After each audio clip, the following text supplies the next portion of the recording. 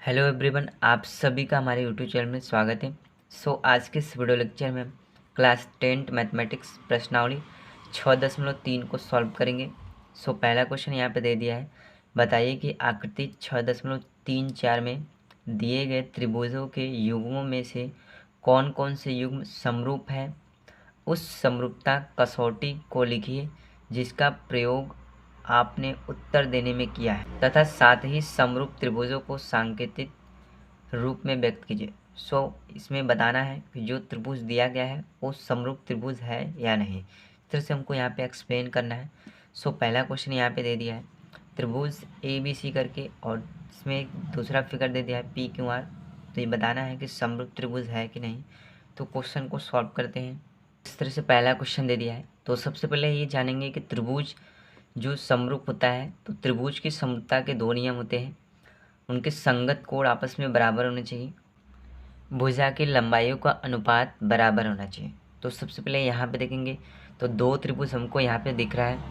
यहाँ पे लिखेंगे त्रिभुज ABC तथा त्रिभुज PQR में कोण A के बराबर कोण P होगा। कोण A बराबर कोण P, ये हमारा दे दिया है 60 अंश। इसके बाद कोण B बराबर कोण Q होगा। कोण B के बराबर कोण Q, ये हमारा दे दिया है 80 अंश। इसके बाद कोण C के बराबर कोण R होगा। कोण C के बराबर कोण R होगा इस तरह से। तो ये हो जाएगा 40 अंश। यानी ये जो एंगल है आपस में क्या है, बराबर है। तो इस तरह से जो यहाँ पे समरूपता की कसौटी का यहाँ पे नियम लिखेंगे, तो किस नियम के अनुसार इसको हमने किया है। तो एंगल एंगल एंगल, यानी ए का मतलब होता है ये एंगल के बेस पर हुआ है, ठीक है। तो इस तरह से इसका फर्स्ट वाला क्या हो जाएगा, राइट आंसर हो जाएगा। इस तरह से दूसरा पॉइंट दे दिया है और इसमें बताना है कि समरूप है कि नहीं, और समरूप कैसे, इस नियम को भी यहाँ पे देना है। यहाँ पे देखेंगे तो 2 का 4 है और 3 का 6 और 2.5 का 5। इस तरह से तो ये समरूप दिख रहा है, क्योंकि ये जो साइड है इसके साइड के नियम से देखेंगे तो समरूप है। तो इसको करते हैं। इसे AB के बटा क्या हो जाएगा, यहाँ पे 2 का 4, यानी AB के बटा ये हो जाएगा QR। तो यहाँ पे लिखेंगे AB के बटा QR। तो AB का मान यहाँ पे दे दिया है 2 के बटा QR का मान यहाँ पे दे दिया है 4। इसको काट देंगे, 2 1 कम 2, 2 दूनी के 4, ये हो जाएगा 1/2। इसके बाद यहाँ पे BC के बटा यहाँ पे लिखेंगे, ये 2.5 का 5 है, यानी BC के बटा हो जाएगा ये PR। BC के बटा PR, BC का वैल्यू दे रखा है 2.5 बटे PR का वैल्यू दे रखा है 5। इस तरह से इसको यहाँ पे सॉल्व करेंगे तो 10 से ऊपर नीचे भाग कर देंगे, गुणा कर देंगे, तो ये हो जाएगा 25 के बटा 50, 25 से कम 25, 25 दूनी के 50, 1/2, इसका भी आ जाएगा। अब इसके बाद AC के बटा क्या हो जाएगा PQ, क्योंकि 3 का 6 यहाँ पे है। AC का वैल्यू दे रखा है 3, PQ का वैल्यू दे रखा है 6, 3 1 कम 3, 3 दूनी के 6, इसका आ जाएगा 1/2। यानी यहाँ पे देखेंगे तो AB के बटा QR के बराबर BC के बटा PR के बराबर AC के बटा PQ, ये बराबर है। इस तरह से देखेंगे तो साइड, यानी एक इस तरह से जो त्रिभुज होगा ABC वो PQR के समरूप होगा। यहाँ पे इसको ऐसे लिखेंगे, त्रिभुज ABC समरूप होगा त्रिभुज PQR के। और यहाँ पे हमें जो नियम लिखना है वो लिखेंगे SSS, यानी साइड के नियम के अनुसार ही क्या हो जाएगा, जो त्रिभुज होगा वो समरूप होगा। तीसरा पॉइंट इस तरह से दे दिया है और बताना है कि समरूप है कि नहीं। तो सबसे पहले यहाँ पे देखेंगे तो 2 का ये 4 हो जाएगा, ठीक है, 3 का ये 6 हो जाएगा, लेकिन ये 2.7 का यहाँ पे दिया है, यानी ये 2.5 का देखेंगे तो 5 होता है, बट यहाँ पे 2.7 यानी 2.5 से ज़्यादा है, तो इसका यहाँ पे 5 नहीं होना चाहिए, ठीक है। इस तरह से ये समरूप नहीं है, बट हम यहाँ पे करके दिखा देते हैं। जैसे यहाँ पे सबसे पहले हम यहाँ पे ले लेंगे एल एम, एल एम के साथ ले लेंगे यहाँ पे ई एफ, एल एम के साथ यहाँ पे ले लेंगे ई एफ, तो ये हो जाएगा एल एम के बटा ई एफ। ठीक है, इस तरह से एल एम का मान यहाँ पे दे दिया है 2.7 के बटा ई एफ का मान दे दिया है 5, इस तरह से। अब इसके बाद एम पी यानी 2 का 4 ये है, तो एम पी का क्या होगा, ई डी होगा, तो इससे से लेंगे एम पी के बटा ई डी। एम पी का मान दिया है 2 के बटा ई डी का मान दे दिया है 4, 2 1 कम 2, 2 दूनी के 4, इसका आ जाएगा 1/2। अब इसके बाद यहाँ पे हम लेंगे एल पी। ठीक है, एल पी से यहाँ पे लेंगे डी एफ, क्योंकि 3 का 6, तो यहाँ पे लेंगे एल पी के बटा डी एफ। एल पी का मान यहाँ पे दे दिया है 3 के बटा डी एफ का मान यहाँ पे दे दिया है 6, तो 3 1 कम 3, 3 दूनी के 6, यानी इसका आ जाएगा 1/2। सो यहाँ पे देखेंगे तो दोनों का 1/2 आ रहा है, बट तीनों का जो यहाँ पे देखेंगे जो साइड होना चाहिए वो इक्वल होना चाहिए, लेकिन यहाँ पे 2 साइड तो इक्वल है, लेकिन तीसरा जो साइड है वो इक्वल नहीं है। तो यहाँ पे लिखेंगे सबसे पहले एम पी के बटा ई डी इक्वल है एल पी के बटा डी एफ से। इसके बाद यहाँ पे देखेंगे तो इक्वल नहीं है, यानी ये मैच नहीं कर रहा है, नॉट इक्वल एल एम के बटा ई एफ। सो यहाँ पे समरूपता का नियम क्या होता है कि एस एस एस होना चाहिए, यानी साइड साइड साइड एंगल बराबर होना चाहिए, यानी साइड साइड साइड बराबर होना चाहिए, जो भुजा का मान हो, भुजा की लंबाई बराबर होनी चाहिए। सो यहाँ पे देखेंगे तो भुजा की लंबाई आपस में बराबर नहीं है, इसलिए यह एक समरूप नहीं होगा, नहीं होगा। इस तरह से यहाँ पे हम लिख देंगे और इसका राइट आंसर हो जाएगा। नेक्स्ट क्वेश्चन दे दिया है एम एन एल, इस तरह से एक त्रिभुज है और एक त्रिभुज पी क्यू आर दे दिया है। सो यहाँ पे देखेंगे तो 2.5 है। ठीक है, ये 2.5 है, ये इसका 5 है, ये राइट है, ये इसका दुगना हो जाएगा, सही है यहाँ पे लंबाई इसका। अब यहाँ पे देखेंगे तो जो एम एल है ये 5 है, तो यहाँ पे जो पी आर होगा वो क्या होना चाहिए, 10 होना चाहिए, बट यहाँ पे जो क्यू आर है वो 10 दे दिया है। सो इस तरह से जो त्रिभुज की जो लंबाई होगी, जो साइड होगा, वो जो एस एस होगा वो इक्वल नहीं है, इसलिए समरूप त्रिभुज नहीं होगा। इस तरह से इस वाले पॉइंट में देखेंगे तो यहाँ पे देखेंगे तो इस तरह से जो बी सी का मान है वो 3 से 6 यहाँ पे राइट है। इसके बाद यहाँ पे इस तरह से ये वाली जो भुजा देखेंगे 2.5 है, तो 2.5 का ये कितना होना चाहिए, 5 होना चाहिए, बट 2.5 का ये 5 दिया है। इस तरह से ये भी क्या हो जाएगा, यहाँ पे जो साइड साइड है वो इक्वल नहीं है, सो इस तरह से भी एक समरूप त्रिभुज नहीं हुआ।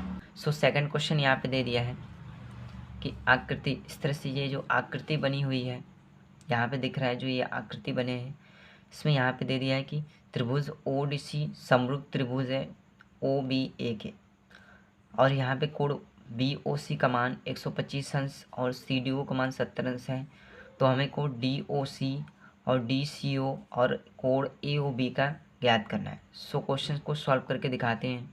इस तरह से हमें क्वेश्चन दे दिया है, तो सबसे पहले यहाँ पे हम लिखेंगे सॉल्व, और इसके बाद यहाँ पे लिखेंगे दिया है क्या क्या गिवन है हमें। तो यहाँ पे जो एंगल ओ डी सी है वो समरूप होगा एंगल ओ बी ए के, इस तरह से समरूप होगा। और इसके बाद एंगल बी ओ सी के बराबर 125 अंश यहाँ पे दिया है, और इसके बाद एंगल सी डी ओ बराबर 70 अंश दे रखा है, और हमको यहाँ पे लाना क्या है, इस तरह से एंगल डी ओ सी का वैल्यू हम यहाँ पे पूछ रहा है, और इसके बाद एंगल डी सी ओ का वैल्यू हमसे यहाँ पे पूछ रहा है, और एक एंगल दिया है एंगल ओ ए बी, ये 3 वैल्यू हमसे यहाँ पे पूछ रहा है। सो यहाँ पे हम सबसे पहले क्या करेंगे, एंगल यहाँ पे जो गिवन हमारा पहले से ही है, यानी angle B O C plus के एंगल यहाँ पे हम कर देंगे D O C, angle D O C के बराबर 180 अंश। ठीक है, ये एक रैखिक युग्म हो जाएगा, यानी रैखिक युग्म के दो कोणों का मान 180 अंश यहाँ पे। अब यहाँ पे बी ओ सी का मान हमको पता है, तो यहाँ पे क्या हो जाएगा 125 अंश प्लस के एंगल डी ओ सी के बराबर 180 अंश।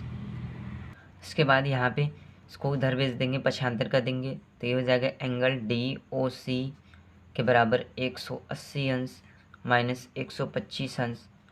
एंगल डी ओ सी के बराबर यहाँ पे इसको माइनस कर देंगे, तो ये हो जाएगा 55 अंश।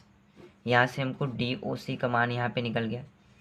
अब इसके बाद यहाँ पे हमको डी सी ओ का मान चाहिए, सो यहाँ पे हम क्या करेंगे डी ओ सी और उसके बाद सी डी ओ को यहाँ पे ऐड कर देंगे। सो यहाँ पे हम लिखेंगे angle D O C plus के angle C D O plus के एंगल डी सी ओ के बराबर 180 अंश, क्योंकि तीनों कोणों का मान 180 अंश होता है। सो यहाँ पे मान को रख देते हैं। डी ओ सी का मान हमने अभी निकाला है, जाएगा 55 अंश के प्लस सी डी ओ का मान दिया है 70 अंश के प्लस डी सी ओ का मान हमको निकालना है कि बराबर 180 अंश।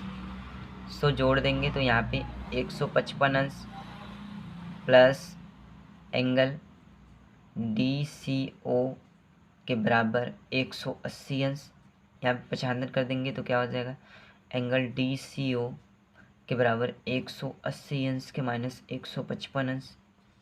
यहाँ पे इसको माइनस कर देंगे, so angle D C O के बराबर 55 अंश यहाँ से आ जाएगा। सो यहाँ पे हम क्या करेंगे, अब एंगल डी सी ओ में यहाँ पे चलेंगे, तो यहाँ पे हमें क्या मिलेगा angle D C O plus के angle C D O plus angle D C O के बराबर 180 अंश। तो यहाँ पे तीनों कोणों का मान 180 अंश होता है। सो डी सी ओ का मान हमने अभी निकाला है, तो ये हो जाएगा 55 अंश प्लस सी डी ओ का मान यहाँ पे दिया है 70 अंश प्लस डी सी ओ, यहाँ पे एंगल डी सी ओ के बराबर 180 अंश। सो यहाँ पे इसको हम ऐड कर देंगे, तो ये हो जाएगा 125 अंश plus angle D C O के बराबर 180 अंश। इसको 75 कर देंगे तो यहाँ पे एंगल डी सी ओ के बराबर 180 अंश माइनस 125 अंश, और यहाँ पे इसको हम घटा देंगे तो एंगल डी सी ओ के बराबर 55 अंश। यहाँ से हमको डी सी ओ का भी मान यहाँ पे हमें पता चल गया। अब इसके बाद यहाँ पे हमको लाना है ओ ए बी का मान।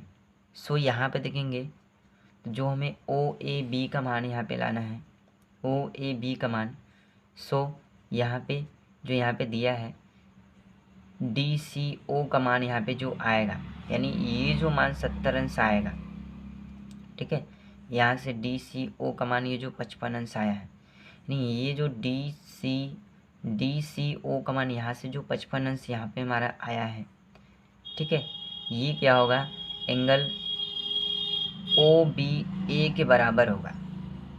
ठीक है,